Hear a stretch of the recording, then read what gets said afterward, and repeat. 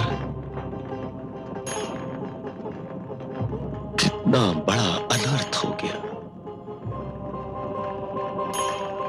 मेरे हाथों वो पुत्र मारा गया जो एक आदर्श पुत्र था, जो अपने नेत्रहीन माता पिता को कंधों पर उठाकर तीर्थ दर्शन करा रहा था। ऐसा पुत्र संसार ने कभी नहीं देखा।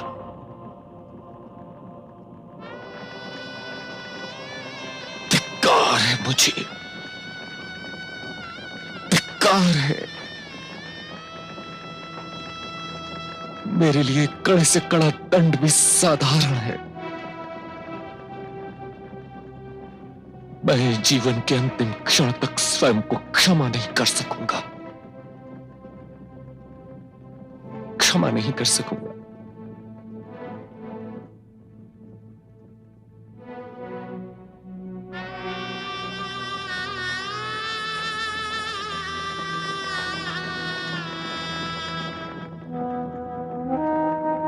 मैं इस योग्य तो नहीं, परंतु हो सके तो मुझे क्षमा कर दीजिए।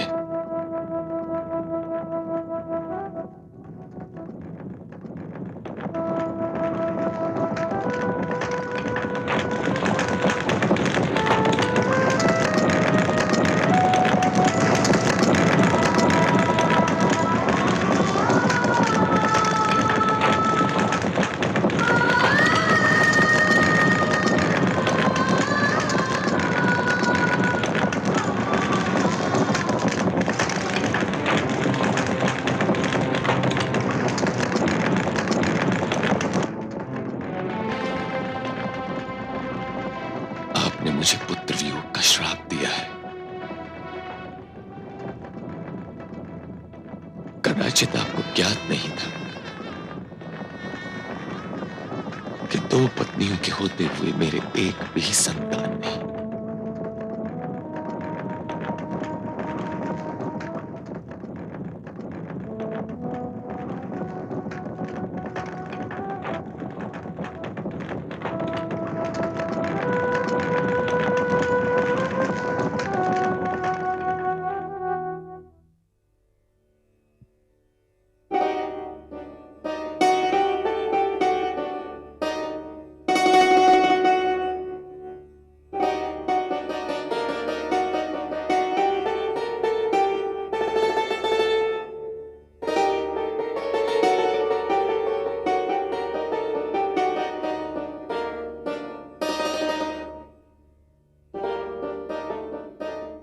ऋषि वशिष्ठ, महाराज दशरथ की ओर से अचानक धर्म संसद बुलाने का कारण समझ में नहीं आता।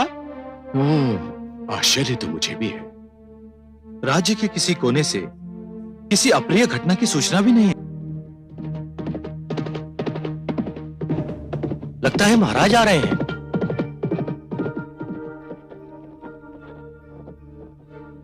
आश्चर्य है, रथ के स्थान पर अश्वपल क्यों आए हैं?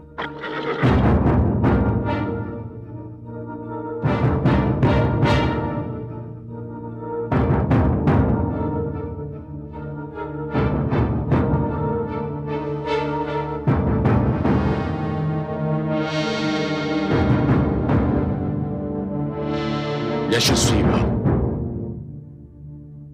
राजन, आपके नेत्र साक्षी हैं कि आप कोई बहुत ही दुखद घटना देखकर आ रहे हैं।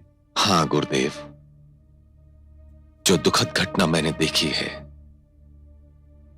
उसके साक्षी केवल मेरे नेत्र हैं। किसी और ने यह घटना नहीं देखी। मैं एक पुत्र और उसके माता पिता की मृत्यु का उत्तरदायी हूं और धर्म संसद से दंड चाहता हूं। हम जानना चाहेंगे कि क्या हुआ और कैसे हुआ। पशु के धोखे में मैंने शब्द भेदी बाण चलाकर एक युवक की हत्या कर दी, और जब यह समाचार उसके नेत्रहीन माता पिता को मिला तो दुख के कारण उन्होंने भी प्राण त्याग दिए। राजन, इस घटना का कोई साक्षी है? जैसा कि मैंने आपको बताया, इस घटना के साक्षी केवल मेरे नेत्र हैं। फिर तो आप चाहते तो इस घटना को छुपा भी सकते थे। किससे? संसार से। और अपने आप से? क्या मैं स्वयं को विश्वास दिला सकता हूं कि श्रवण की मृत्यु मेरे शब्द भेदी वाण से नहीं हुई? कि उसके नेत्रहीन माता पिता इस दुख को सहन नहीं कर सके?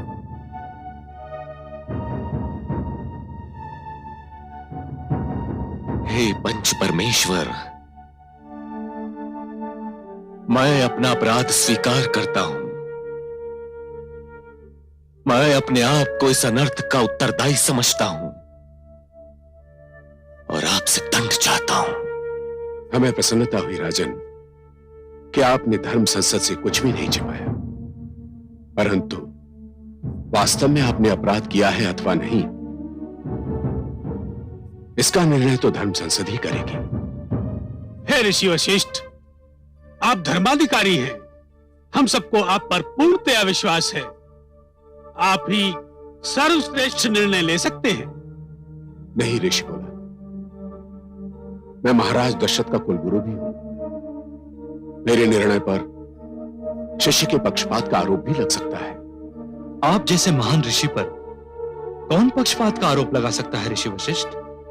समस्त संसार आपकी महानता से परिचित है। ऋषि भारद्वाज, हो सकता है आज ये आरोप मुझ पर न लगे, परंतु मैं भविष्य में भी किसी को आरोप लगाने का अवसर नहीं देना चाहता। इसलिए मैं महाराज से आग्रह करूंगा कि वे ऋषि पुलह, अत्रि, अंगिरा अथवा ऋषि भारद्वाज में से किसी को चुन लें और उन्हीं का निर्णय मान्य होगा। हे पंच परमेश्वर, ऋषि वशिष्ठ के अतिरिक्त आयु और तपोबल में ऋषि भारद्वाज को श्रेष्ठतम माना जाता है। इसलिए मैं ऋषि भारद्वाज को धर्माधिकारी नियुक्त करता हूं।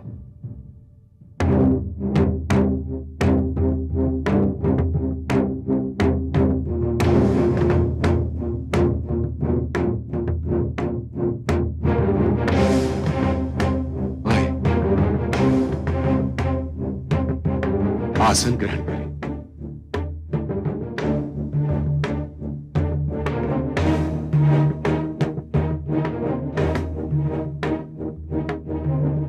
हे राजन, समस्त वृत्तांत जानकर हम इस निष्कर्ष पर पहुंचे हैं कि आपने उन तीनों की हत्या का कोई निश्चय नहीं किया था।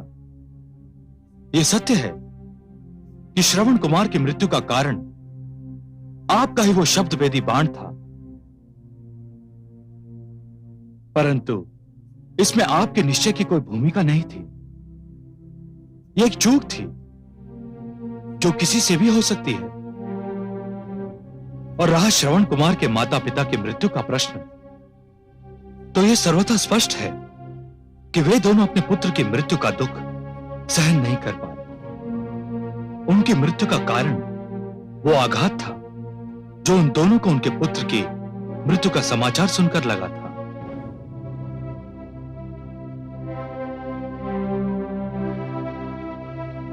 इसलिए हे राजन, मैं आपको इस हत्या का अपराधी नहीं समझता, और क्योंकि आपने सत्य से कार्य लिया, इसलिए आपको किसी तरह का दंड देना भी अनुचित होगा।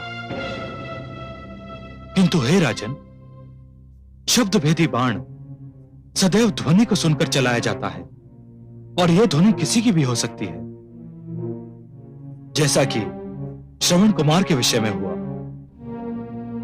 इसलिए यह धर्म संसद आपको आदेश देती है कि आप भविष्य में कभी शब्द भेदी बाण का प्रयोग नहीं करेंगे, और यही आपका प्रायश्चित होगा। मुझे धर्म संसद का निर्णय अक्षरशः स्वीकार्य है। मैं इस निर्णय के समक्ष शीश नवाता हूं और वचन देता हूं कि जीवन में शब्द भेदी वाण का प्रयोग कदापि नहीं करूंगा।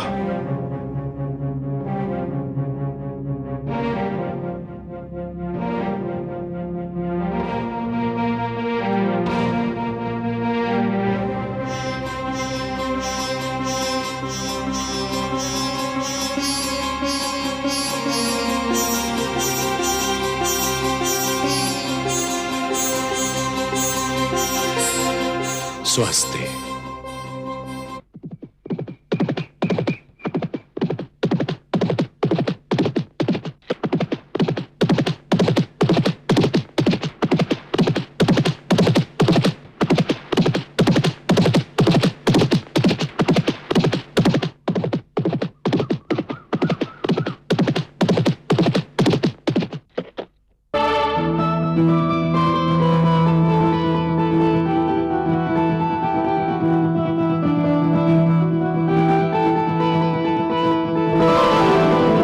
कौशल्या की जय हो। महाराज आखिर से लौट आए हैं और किसी भी क्षण राजभवन में प्रवेश कर सकते हैं। महारानी सुमित्रा को सूचना दो और उनसे कहो कि मैं महाराज के स्वागत के लिए राजभवन के द्वार पर जा रही हूँ। वे भी वहीं आ जाएं। जो आज्ञा। और हाँ, महाराज के स्वागत के लिए 2 दीप थालों की व्यवस्था की जाए, एक मेरे लिए और एक महारानी सुमित्रा के लिए।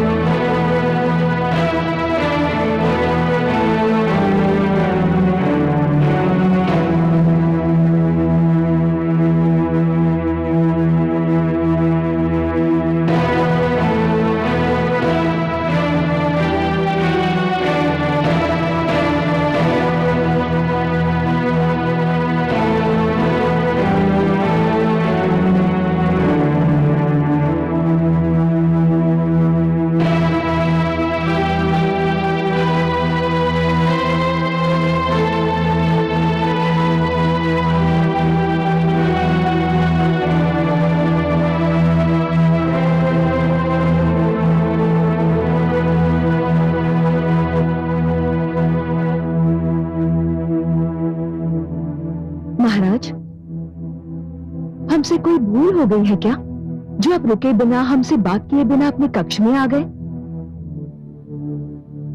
क्षमा चाहता हूं महारानी कौशल्या, मैं बहुत थका हुआ हूं। केवल थके हुए नहीं महाराज, आप बहुत अधीर भी दिखाई दे रहे हैं।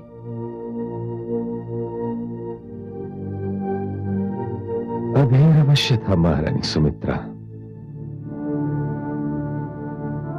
किंतु केवल थकान शेष रह गई है। मैं आप दोनों से क्षमा याचना करता हूं। इस थकान के कारण मुझे राजकीय शिष्टाचार का भी ध्यान नहीं रहा। महाराज, हमें तो केवल ये चिंता थी कि आप कहीं हमसे रुष्ट तो नहीं है। नहीं महारानी, ऐसी कोई बात नहीं है। चलो अच्छा हुआ, ये चिंता दूर हुई। महाराज, अब आप विश्राम कीजिए, हम आपको अधिक देर तक जगाए नहीं रखना चाहते। सेवक,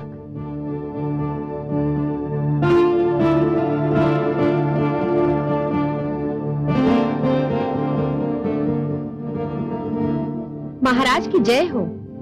क्या है? महाराज को विश्राम करने दिया जाए। जो आज्ञा।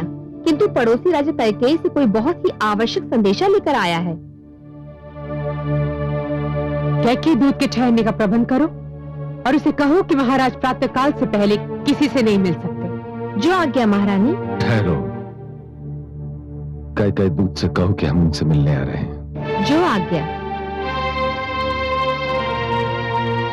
किंतु महाराज, आप बहुत थके हुए हैं, उससे कल भी भेंट हो सकती है। नहीं महारानी,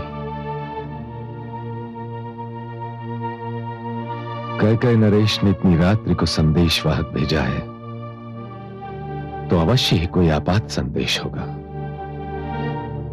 पड़ोसियों की पुकार का अंतिम अक्षर समाप्त होने से पहले यदि उनकी सहायता के लिए न पहुंचा जाए तो स्वयं को सभ्य कहना अनुचित है। मैं जाता हूं।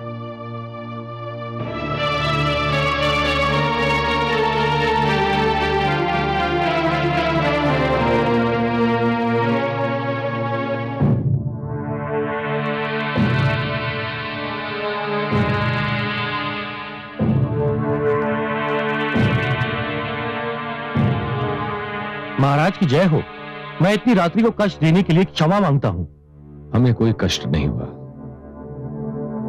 हम केवल ये जानना चाहते हैं कि महाराज कैकेयी को कोई कष्ट तो नहीं। कष्ट नहीं राजन, वो तो घोर संकट में है। क्या हुआ? लंकावती रावण ने सेना लेकर हमारे राज्य पर आक्रमण कर दिया है। हमारी सेना तो कदाचित 2 दिन भी उसके आगे ठहर नहीं पाएगी। महाराज कैकेयी ने आपसे सहायता चाहिए है, और वो भी जितनी शीघ्र संभव हो।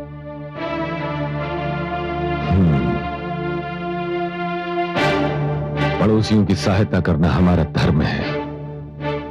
कैकेयी नरेश से कहिए कि वे चिंता न करें, हम कल ही अपनी सेना लेकर उनकी सहायता के लिए पहुंच रहे हैं। महाराज दशरथ की जय हो।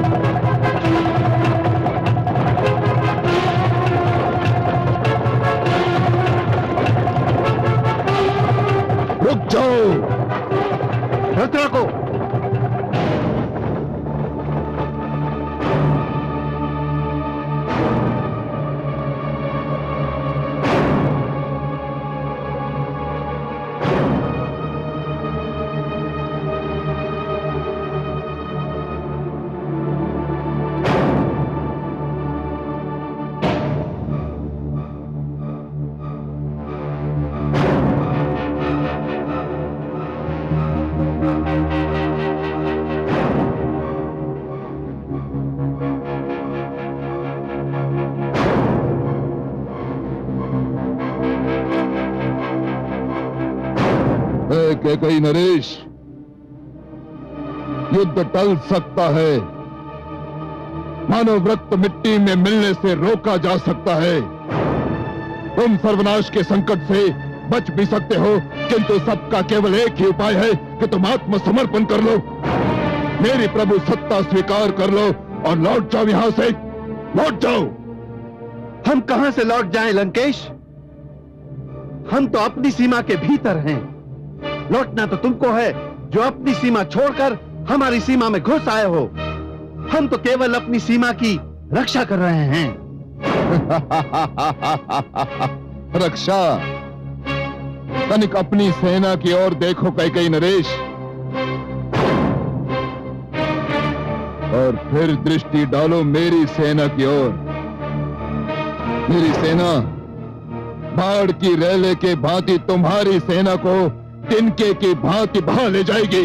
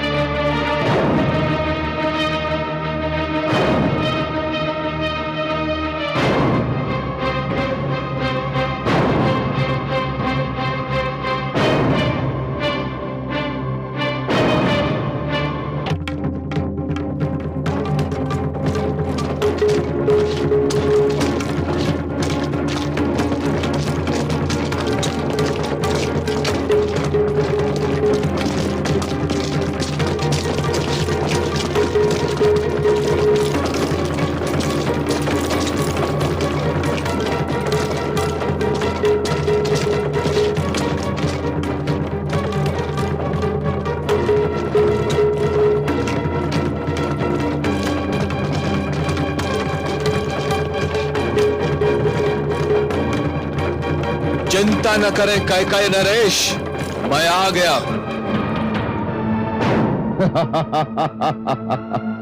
तो कैकेयी ने अपनी सहायता के लिए पड़ोसियों को भी बुला लिया।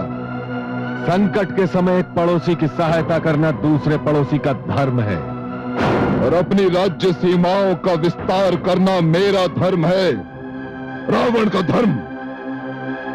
मुझे प्रसन्नता है अयोध्या नरेश कि राज्य सीमाओं के विस्तार की इस योजना में कैकेयी के साथ आपने अयोध्या का नाम स्वयं जोड़ दिया। हे लंकेश, बलपूर्वक अपनी सीमाओं का विस्तार करना प्रकृति के सिद्धांतों के विपरीत है। अच्छा है कि सब अपनी अपनी सीमाओं में रहकर फले फूले। यही शांति, समृद्धि और सभ्यता की मांग है। मैं असुर हूं महाराज दशरथ, असुर। असुर सभ्यता और मानव सभ्यता कभी मिलकर कोई निर्णय नहीं कर सकते, केवल लड़कर कर सकते हैं। इसी कारण वार्तालाप में कोई लाभ नहीं। आक्रमण करो, आक्रमण!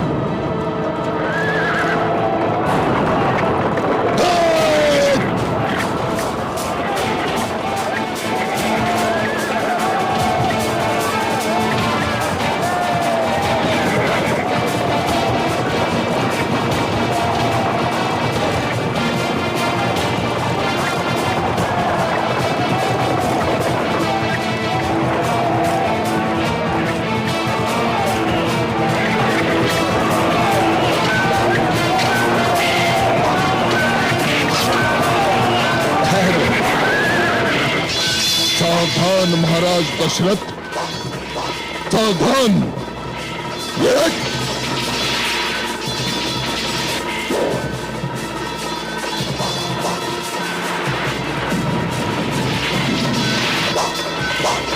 सावधान।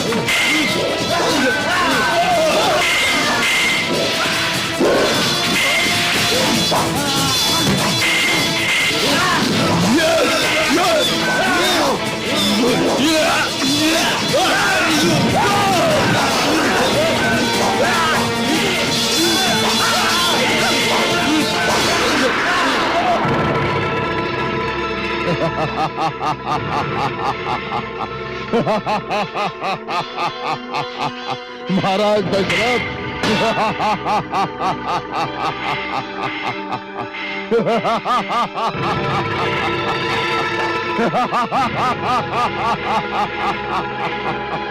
तुम मुझे नहीं मार सकते।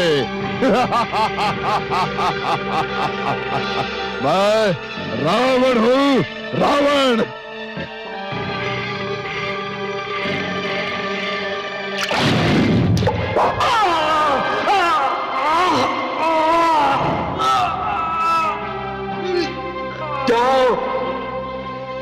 उसी प्रकार एक दिन तुम भी अपने पुत्र वियोग में तड़पोगे, पुत्र वियोग में तड़पोगे।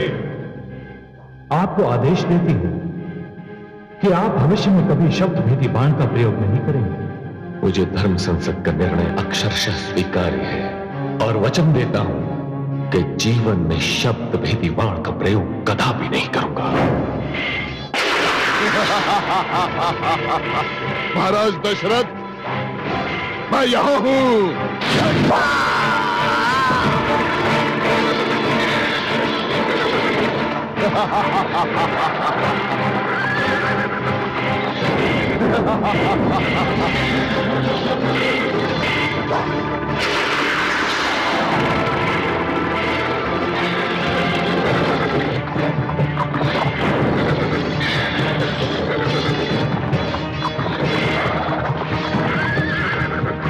क्षेत्र संभालिए महाराज, मैं रथ संभालता हूँ। धन्यवाद वीर सैनिक।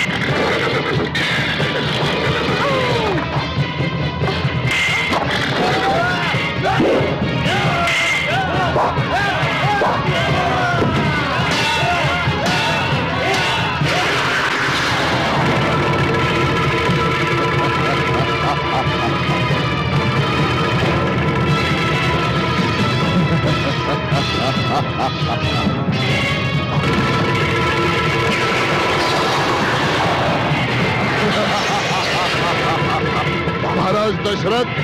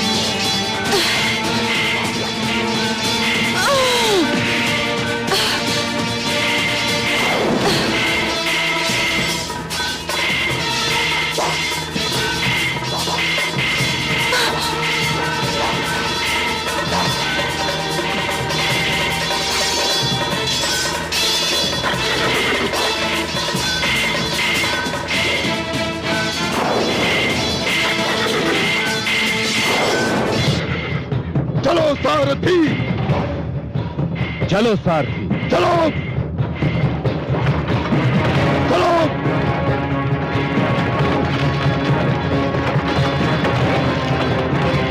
आगे बढ़ो।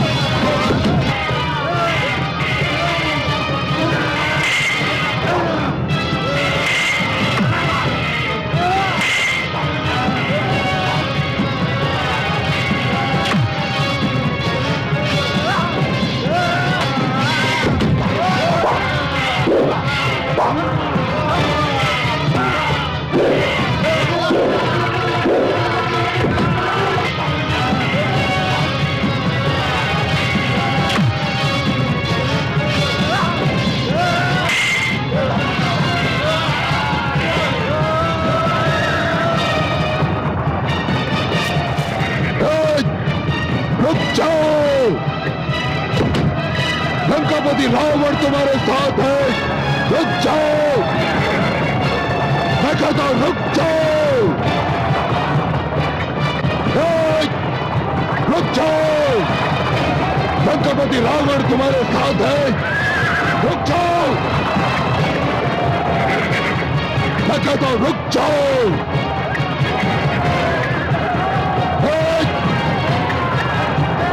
रुक जाओ, अरे लंकापति रावण तुम्हारे साथ है। रुक जाओ। जाओ लंकेश, मैं एक पराजित नरेश को बंदी बनाकर उसे और अपमानित नहीं करना चाहता। बस इतना याद रखना कि जब भी अपनी सीमा पार करने का प्रयास करोगे तो अपमान और पश्चाताप के अतिरिक्त कुछ हाथ नहीं आएगा। जाओ। चलो सारथी। महाराज दशरथ की, महाराज दशरथ की, महाराज दशरथ की, महाराज दशरथ की।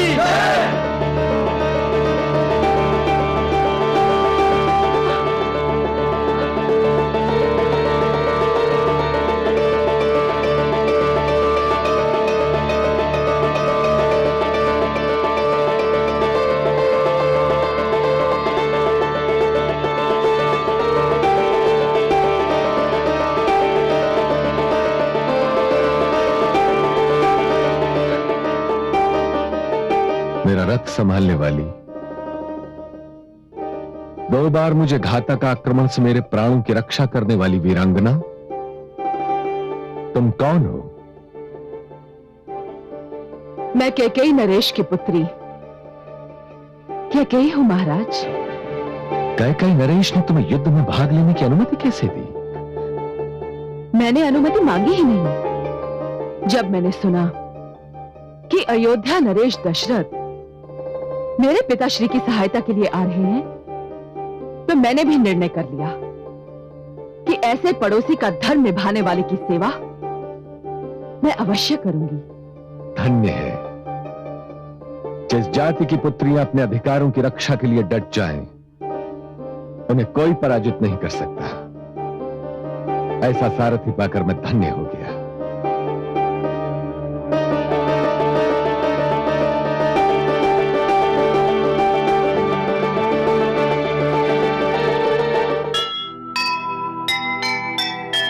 जीत गया मन सारथी, हुआ ये कैसा मेल, इसमें विधना ने भला खेला कैसा खेल। कैकेयी ने कर दिया वचन साकार, जहां है ऐसी नारियां होगी वहां